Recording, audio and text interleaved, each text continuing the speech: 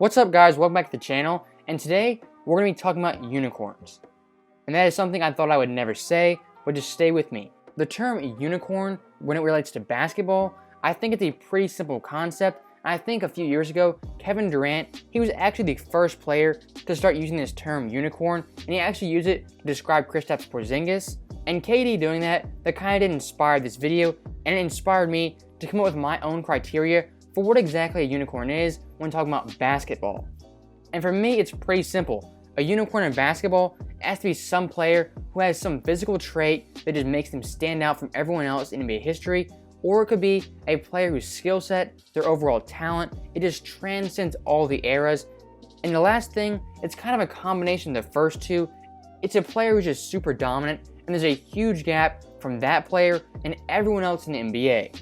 And to be considered a unicorn, I don't think you have to be an all-time great player. I think you actually can be a role player. And I do have some role players on this list because I think their physical traits, it just makes them stand out from everyone else in NBA history. So I think that's the perfect segue into our first player. And at number 10, I have Manute Bol. And Manute Bol's NBA career, it really was nothing special. He didn't really accomplish anything that was really eye-popping or stood out. I mean, that's not saying he was a terrible player. He actually did lead the NBA in blocks 2 different times, and his career high in blocks is 15. He did that twice, and that is actually tied for the most blocks in an NBA game. And just looking past the stats, I think the first thing everyone thinks about when talking about Manute Bol is his sheer size. This man, he was 7'7" and had an 8'6" wingspan. Manute Bol, he's an anomaly not only for the NBA, but just all of human civilization. And for Manute, I think there's actually some pretty interesting facts about him. For his career, he had 1,599 points, 2,647 rebounds, and 2,086 blocks. And he's the only player in NBA history to average more career blocks than career points. And I think one super interesting story that kind of summarizes Manute Bol as being an NBA unicorn comes from former teammate Jason Williams. In this story, it happened when he was on the bench, and he just happened to glance over at Manute and noticed a bunch of scar marks on his face. And when he asked Manute what those marks were for, the response was astounding. Manute said those marks, they were to mark how old he was because he actually didn't know his true birth date. And his college coach at Cleveland State, he just assigned Manute a random age number, and he actually believes Manute could have been 50 years old playing in the NBA. So Manute Bol, he is definitely one of a kind, and I don't think we'll see someone like Manute anytime soon. And next up at number 9, we actually have one of Manute Bol's former teammates, and that is Muggy Bugs. And if you didn't know, Muggy Bugs is 5'3", and he was actually the shortest player ever to play in the NBA. And Muggy Bugs, he wasn't just a fan favorite or some kind of sideshow to sell tickets. He was actually a very solid basketball player, and actually at his peak from 1990 to 1994, he actually averaged 9.0 assists, and that was second to only John Stockton at the time. And Muggy Bugs, he was an extremely fast, extremely quick, and very pesky defender, and he actually gave a lot of bigger point guards a lot of trouble because he's so small, he's so quick, and he just comes out of nowhere and just steals the ball from you. And for someone like Muggy Bugs to have a 14-year NBA career, that is absolutely insane, especially when you consider the NBA, it's a sport of giants. The average size of a player is 6'7", and the average size of a point guard is 6'2". So for Muggy Bugs to accomplish what he did at his height, it is super impressive. And one very interesting story I found actually involves him and Manute Bol, and this takes place after a practice where him and Manute, they were playing one-on-one, and Muggy, by some chance, he actually blocked Manute Bol's shot. And when you look at the height difference, Manute Bol, he is roughly 2.5 feet taller, so for Muggy Bugs to block his shot, that is absolutely insane and improbable to think about. And I think that story proves Muggy Bugs, he was a very unique player, and he definitely was an NBA unicorn. And next up, we have another undersized NBA legend, and that is Allen Iverson. And Iverson, he's an NBA unicorn for so many reasons, but first off, we're going to start with the on-the-court stuff. Allen Iverson, he was listed at 6 foot tall, 165 pounds, and in my opinion, he's the greatest pound-for-pound player in NBA history. And in his absolute prime, from 1999 all the way up to 2008, Iverson averaged 29 points per game, led the NBA in scoring 4 times, had 70 40-point games, 12 50-point games, and 1 60-point game. And I want you to keep in mind, Allen Iverson, he is only 6 feet tall, and he was dominating like this in the toughest defensive era in NBA history. And the graphic you see on your screen right now, I think it's a perfect example of why Allen Iverson is classified as an NBA unicorn. All the players listed besides Iverson are 6'5" or taller, and Iverson, he is right up there with all of those guys despite being only 6 foot tall. And Iverson's athletic ability, I think it does kind of get underrated, and for the time period Allen Iverson played, there was really nobody like him. And Iverson, he not only was a heavily recruited basketball player, he was also a heavily recruited football player. And former Florida State assistant coach Chuck Amato, he says Iverson, if he would have chosen football instead of basketball, he would have been the first Michael Vick. I think that puts in perspective how good Allen Iverson was at not only basketball, but also football. I think it shows how great of an athlete and how much of a unicorn Allen Iverson really is. And next up, we have another Philadelphia 76er, and that is the round mound of rebound, Charles Barkley. Basketball Reference has him listed at 6'6", weighing 252 pounds. I think both those measurements, I think they're being very generous. I think Charles, from what I've read, he's much closer to 6'4", and his weight is definitely a little bit higher than 250. And the thing that makes Charles Barkley so unique, he was a stocky guy who wasn't the tallest, but he always found a way to compete for rebounds, and in the open floor, he was as fast as a guard, and he really was the first player of his kind to be kind of a chunky guy, pushing the ball up the court and having super athletic dunks. And a very interesting stat I found is that Charles Barkley, he is one of 6 NBA players in NBA history to have 20,000 points, 12,000 rebounds, and 4,000 assists. And a very interesting story that puts into perspective how dominant of an athlete Charles Barkley was comes from NBA trainer Tim Grover, who trained Michael Jordan, Kobe Bryant, Dwayne Wade, and a ton of other NBA legends. And Tim Grover, he actually says Charles Barkley is the best natural athlete he's ever trained. So I think that shows how great of an athlete and how much of a once-in-a-lifetime player Charles Barkley actually was. And the next player we're going to take a look at is Michael Jordan. And Michael Jordan, his measurables, they're definitely off the chart. He had a 48-inch vertical. His 40 time was somewhere between 4'3" and 4'4". And at 6'6" he is the perfect height to be an athletic freak of nature. And the stuff Jordan was doing in his era, it really was never seen. And the crazy layups he had around the rim, the way he could finish over, around, or through defenders, it was something the NBA, it had just never seen. That's one of the main reasons Jordan was so popular. And Jordan, he inspired a whole generation of players like Vince Carter, Tracy McGrady, Kobe Bryant, Dwayne Wade, and the list goes on and on. And I would argue, if you placed Jordan in today's NBA, he would still be the best athlete. Because of his hang time, his speed, his quickness, Jordan, he basically had everything you would want out of a guard. And here's a video from Sports Science just showing how much of a freak athlete Michael Jordan was. In 1987, Michael Jordan's throwdown from the foul line helped give MJ his first victory in the NBA dunk contest and created one of the most iconic images ever of Air Jordan. Here's an ESPN Sports Science look at how he pulled it off.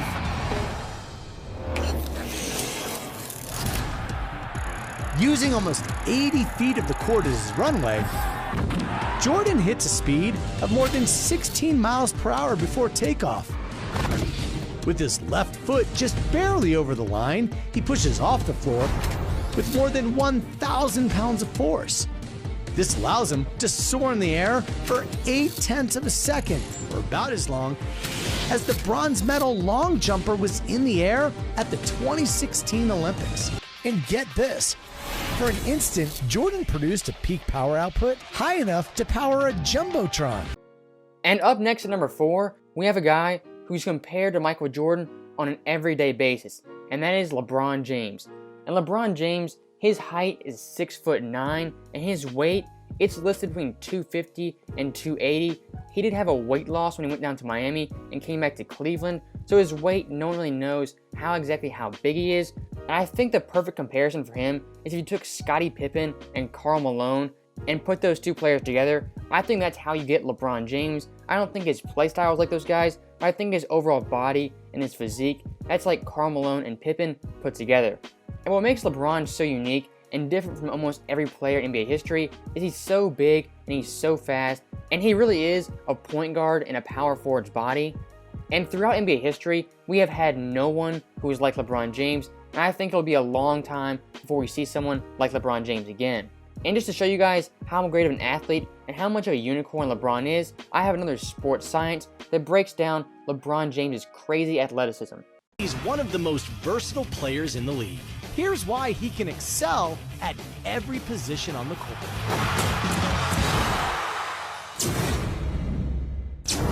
First, quickness.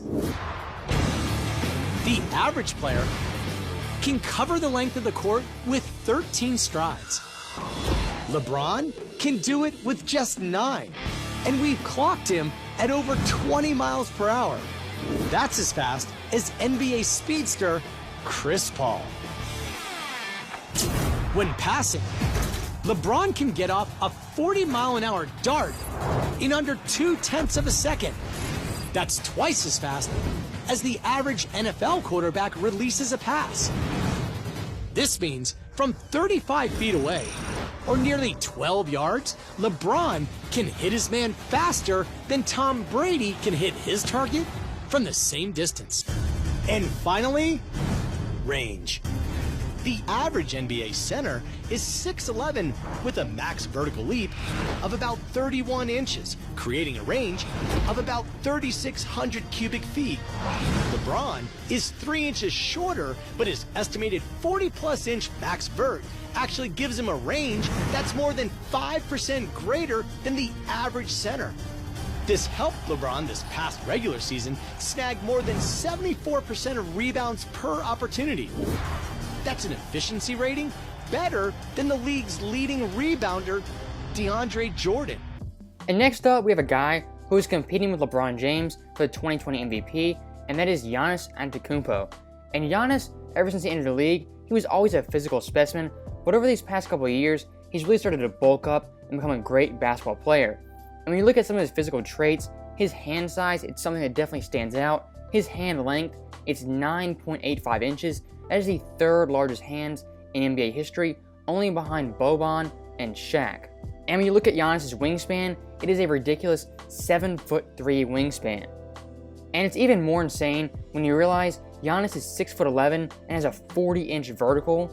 And back in 2015, Giannis actually tested out his max vertical jump, and he was able to touch 12 foot 2 inches. And for a guy at Giannis' height to be that athletic, that fast, and that quick, it's really unheard of. I think Giannis, he's definitely a special talent. I think he's starting to become a really great basketball player, not just a great athlete. And here's his current teammate, Brook Lopez, talking about how Giannis, he just has him in awe every single night. You know, I'm fortunate enough to be able to be out there on the court with him and witness him do these things night in and night out. And just, you know, the fan in me steps back at times during the game, and I'm like, wow, did he just do that? I just got to see him do that. So Giannis is definitely a freak of nature, and at number 3, we have another freak of nature, and that is Kevin Durant. He is listed at 6'10", but I think everyone knows he's really closer to 7 foot tall, and being 7 foot tall and having the scoring arsenal that Kevin Durant does, he is virtually unstoppable. And when you add in the fact that he's 7'5" wingspan, and he has handles that are as quick as an NBA point guard, he really is unstoppable. I mean, how can you guard this guy? If you press up on him, he's going to drive right by you. He's fast enough to get to the basket. If you sag off him, he's going to pull up and shoot it over you. And he can shoot the ball from anywhere, free throw, mid-range, post, deep threes. He can make any shot on the court. And just to show how unguardable KD was, here's a video from a few years ago with Kobe talking about how he defended Kevin Durant. First came in the league, he was easy to defend because he couldn't go right and shoot. You used to kind of shoot across his face. So that was a weakness that he had. Also in the post, he couldn't turn left shoulder. Everything was right shoulder. So that gave me areas that I could shut off, right? And then he started developing it. And now he can pull up left, he could pull up right. He can shoot the long ball. He has runners, left hand, right hand. Before he had a left hand finish at the rim, I could always send him left, force him all the way to the basket. Even with the advantage of his size, he was still uncomfortable finishing with his left. So I could clamp the right hand and now force him into tough situations. But now he developed that. So then I couldn't really figure out, is this a rhythm thing? I'm trying to count the seconds that he takes to make his moves. When does he make them? At what times in the game? I couldn't really figure out that rhythm yet, so I retired not being able to figure him out. So I think it's safe to say, if Kobe can't figure out how to guard you, you are definitely unguardable. Another player who is definitely unguardable is a former teammate of Kobe, and that is Shaq. And the Shaq you remember in Los Angeles, he wasn't always that big. When he first came in the league, Shaq in Orlando, he was a really big mobile center who could actually run the fast break pretty well. But once he got to LA, he really did start to bulk up, and he went from around 300 pounds all the way up to reportedly 370 pounds. And in NBA history, we've never seen someone dominate like Shaq did from 1999 all the way up to 2003. Shaq during that time period, he was unstoppable in the post. And one thing that really elevates the myth of Shaq is how he was able to break backboards in the mid-90s. In the NBA, they actually started fining players and giving them technical fouls for breaking the backboards, and that was due to Shaq. And here's a couple NBA players describing what it was like to go against a prime Shaq. When he went up and dunked on David Robinson. Oh, I thought he broke every bone in this man's body. He was one of the strongest players I ever played against. But the way you try to play Shaq is not physical. If you play physical, he's going to destroy you. How does that feel to play against Shaq?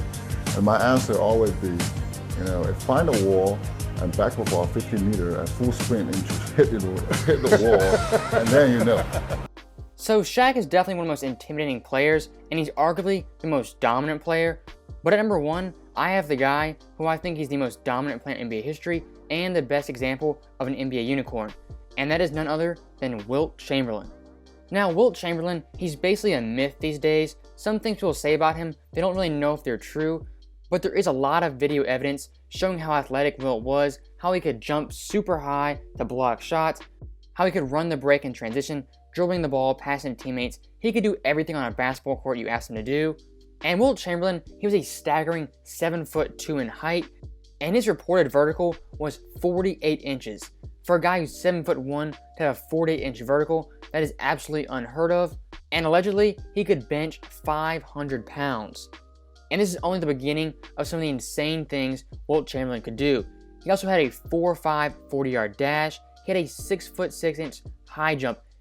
And some other crazy things about Wilt, he was actually a professional volleyball player after he retired, and he was a Harlem Globetrotter before he went into the NBA. And at the age of 50, there were still NBA teams trying to sign him for a one-year deal.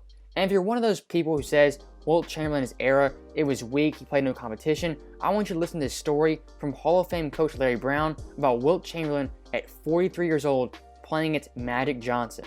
I'm a coach at UCLA, and he used to come to the men's gym and organize games. I remember And there were a lot of pickup games back then. all the time, and he used to make the sides and stack them. So one night I'm watching, and Kevin O'Connor are in the stands. Wilt Chamberlain's playing with four of my freshmen against Magic, Bernard King, James Worthy, Byron Scott, and Green. AC Green. AC Green. And it's game point. Magic throws a sky hook. Wilt blocks it. Magic calls game. And Wilt says, that wasn't goaltending. That was a clean block. And Magic took the ball. He said, game over, next. And Wilt said, hey, coach, was that goaltending? And I said, no, that was a clean block. Magic says, what do you think he's going to say? They're his kids. And Wilt says, all right, look, we're going to play a game till 12. We'll do it again. Winner stays, and there'll be no more shots made at this basket. He blocked everything. Shot. 43 years old. He was blocking everything. It was unbelievable. So Wilt Chamberlain, he is my number one NBA unicorn. And if you guys thought I left someone off, let me know in the comments. But this is my top 10 NBA unicorns. And again, if you have any questions, any comments, just let me know down below. But besides that, thank you guys for watching. I'll see you guys next time.